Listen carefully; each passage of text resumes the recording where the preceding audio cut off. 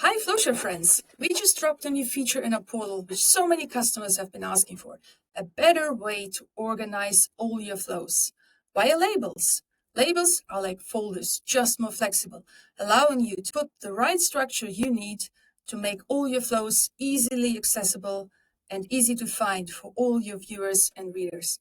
Now, it's so simple to create them. Just go to labels, create a new label, select a beautiful color.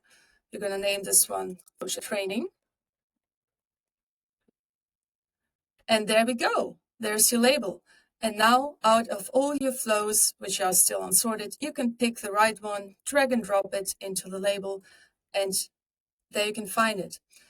You can also put flows into multiple labels. You can put more sub-labels into labels. The flexibilities are endless.